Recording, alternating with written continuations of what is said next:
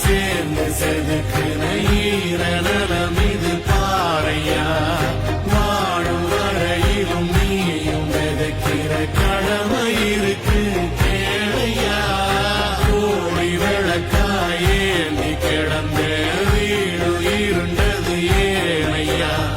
மாட விளக்காரியும் வரத்தா வீடு ஏங்கி இருக்குதையா எத்தனை சாமி வந்ததையா இது எந்தெந்த சாமி தந்ததையா எத்தனை வாட்ட